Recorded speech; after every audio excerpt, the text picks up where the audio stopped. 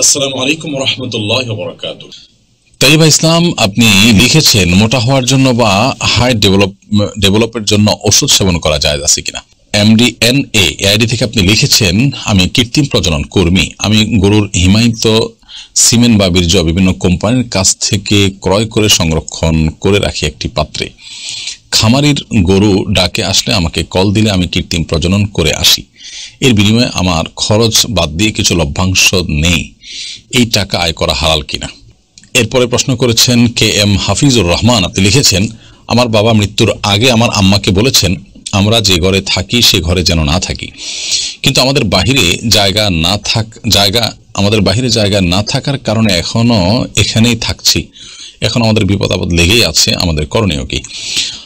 মারিয়াম জাহান সীমা লিখেছেন, আমি যে জায়গায় নামাজ পড়ি তার পাশে ড্রেসিং টেবিলের আয়না আছে। আমার নামাজের মধ্যে আয়নার দিকে নজর চলে যায়, এতে কি আমার নামাজ হবে? এমডি রায়হান কবির আকাশ আপনি লিখেছেন, আমি জেনারেল পূর্ব একজন ছাত্র। আলহামদুলিল্লাহ, আমি আপনাদের কথা শুনে অনেক কিছু শিখেছি। আমার সামনে যদি স্পষ্ট বিদআতি কাজ হয় এবং সেই বিদআতি কাজে বাধা প্রদান না করি তাহলে কি আমার গুনাহ হবে? আমি যতটুকু জানি এই জাতীয় ওষুধগুলো বেশিরভাগ ক্ষেত্রেই স্বাস্থ্যের জন্য ক্ষতিকর এবং এগুলোর নানা রকমের সাইড এফেক্ট আছে। এবং যদি এরকম কোনো সাইড এফেক্ট না থাকে এবং স্বাস্থ্যগত কোনো সমস্যার দিক না থাকে তাহলে আপনি এগুলো ব্যবহার করতে পারেন, ক্ষতিকর কোনো কিছু যদি না থাকে। আর যদি সেরকম কোনো কিছু থাকে তাহলে আপনার জন্য এটা ব্যবহার করা যায় না। কারণ আল্লাহ সুবহানাহু ওয়া তাআলা বলেছেন, ওয়ালা তাকতুলু আনফুসাকুম, তোমরা নিজেদেরকে ধ্বংস করো না। আল্লাহ বলেছেন, ওয়ালা তুলকু বিআইদিকুম ইলা তাহলুকা, তোমরা নিজেদেরকে ধ্বংসের দিকে ঠেলে দিও না। তো এই জন্য আমরা চেষ্টা করব যথাসম্ভব এই জাতীয় ক্ষেত্রে এমন বিষয় যেন না হয় সেদিকটা খেয়াল করতে, যে বিষয়টি আমাদের কি বলে ক্ষতির কারণ হতে পারে, সমস্যার কারণ হতে পারে। সেরকম কিছু না হলে সেটি জায়েজ আছে। MDNA আইডি থেকে আপনি লিখেছেন, আমি কৃত্রিম প্রজনন কর্মী। আমি গরুর হিমায়িত সিমেন্ট বা বীর্য বিভিন্ন কোম্পানির কাছ থেকে ক্রয় করে সংরক্ষণ করে রাখি একটি পাত্রে। খামারির গরু ডাকে আসলে আমাকে কল দিলে আমি কৃত্রিম প্রজনন করে আসি। এর বিনিময়ে আমার খরচ বাদ দিয়ে কিছু লভ্যাংশ নেই। এই টাকা আয় করা হালাল কিনা। দেখুন, এমনিতে তো আমরা জানি যে নবী করিম সাল্লাল্লাহু আলাইহি ওয়াসাল্লাম থেকে পরিষ্কারভাবে নিষেধাজ্ঞা রয়েছে আপনার গরুর আপনার গাভীর মধ্যে আপনার পাঠার যে প্রজনন, এই প্রজনন করিয়ে তার বিনিময় গ্রহণ করা, এটা নিষেধ রয়েছে। তো এই নিষেধাজ্ঞার ব্যাপারে আপনার বিভিন্ন ব্যাখ্যা বিশ্লেষণ রয়েছে। সবগুলোকে সামনে রাখলে যেটি আমাদের সামনে পরিষ্কার হয় তা হলো যে এটার জন্য খরচ খরচা বা এটার জন্য যখন একটা বিশেষ প্রক্রিয়ার ব্যাপার স্যাপার থাকবে তখন বিনিময় আপনি গ্রহণ করতেই পারেন, কিন্তু তা যদি না হয় তাহলে এই তুচ্ছ জিনিসের বিনিময় গ্রহণ করার ব্যাপারে মূলত নিষেধাজ্ঞা রয়েছে। অনেক মুহাদ্দিসগণ বলেছেন এখানে উদ্দেশ্য হলো যে তুচ্ছ জিনিসের বিনিময় যেন মানুষ গ্রহণ না করে, বরং এগুলো যেন মানুষ একে অন্যের সাথে সহযোগিতামূলকভাবে আদান প্রদান করে, এটি হলো মুখ্য উদ্দেশ্য। কিন্তু তার জন্য যখন একটা অ্যারেঞ্জমেন্ট থাকে, ব্যবস্থাপনা থাকে, এখানে ব্যয়ের ব্যাপার থাকে, ইনভেস্টের ব্যাপার থাকে, সময়ের ব্যাপার থাকে, তখন সেটার বিনিময় গ্রহণ করা যাবে। সেই হিসাবে ইনশাআল্লাহ আপনি এটার বিনিময় গ্রহণ করতে পারেন।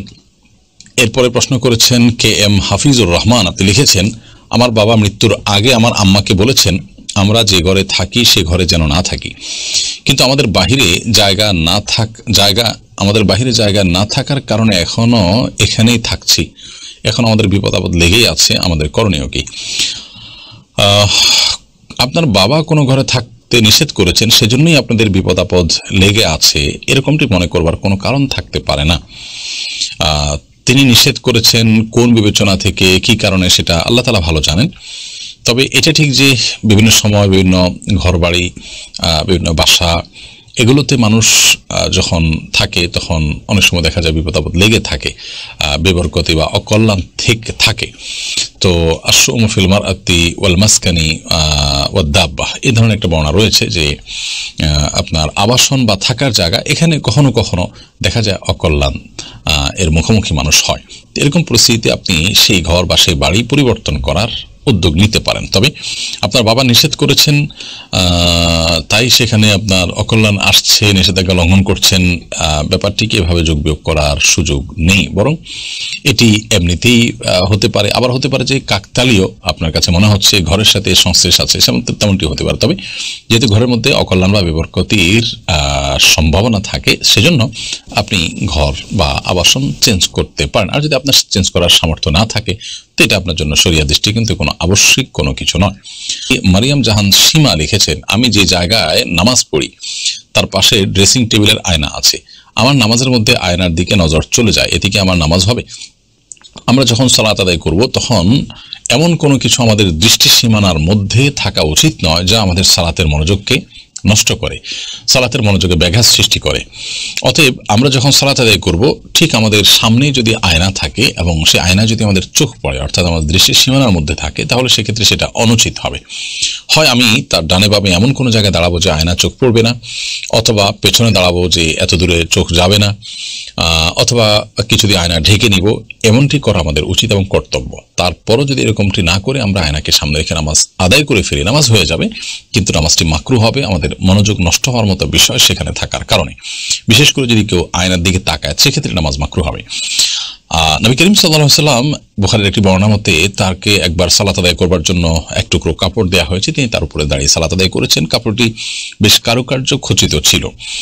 তখন নবী সাল্লাল্লাহু আলাইহি ওয়াসাল্লাম সালাত শেষ করে বললেন যে, আমাকে এই কাপড় কে দিয়েছে? এটি আমার মনোযোগে ব্যাঘাত সৃষ্টি করছিল। তখন পরিবর্তন করে একটা প্লেন কাপড় দেওয়া হয়, তারপর তিনি সালাত আদায় করেছেন। এখান থেকে বোঝা যায় নামাজের মনোযোগ নষ্ট হতে পারে, এরকম কোনো কিছু দৃষ্টি সীমানার মধ্যে রেখে সালাত আদায় করা অনুচিত। সেই বিবেচনায় আমরা আয়নার বিষয়টিকে মাথায় রেখে সালাত আদায় করব, যে সামনে যেন না থাকে, থাকলেও যেন আমাদের দৃষ্টি সেখানে না পড়ে।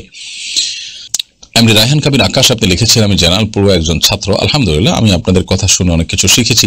আমার সামনে যদি স্পষ্ট বিদআতি কাজ হয় এবং সেই বিদআতি কাজে বাধা প্রদান না করি, তাহলে কি আমার গুনাহ হবে? ভাই রায়হান, আপনার সামনে যদি কোনো বিদআতের কাজ হয়, তাহলে আপনি চেষ্টা করবেন সেই বিদআতের কাজের বিরোধিতা করা এবং তার প্রতিবাদ জানানো। যদি আপনি সেটি করতে না পারেন বা সেরকম সুযোগ না থাকে, মনে হয় যে আপনি সেখানে বাধা দিতে গেলে পরিস্থিতি খুব বাজে হতে পারে এবং আপনি বিপদের মুখে পড়তে পারেন, তাহলে সেক্ষেত্রে আপনার জন্য সেখানে বাধা দেওয়াটা আবশ্যক থাকে না। বরং আপনি মনে প্রাণে চেষ্টা করবেন কিভাবে সেটিকে বন্ধ করা যায় বা বিদরিত করা যায়, কিংবা তাদেরকে সংশোধনের পথে আহ্বান করা যায়, সেটি নিয়ে আপনি ভাববেন, পরিকল্পনা করবেন এবং আপনি নিজেকে বিপদের মধ্যে ঠেলে, বিশেষ করে বিশৃঙ্খল পরিস্থিতি তৈরি হবে সেরকম আশঙ্কা তৈরি হলে আপনার জন্য মোটেও সে বিদআতি কাজে সরাসরি প্রত্যক্ষভাবে বাধা প্রদান করা আবশ্যক থাকে না।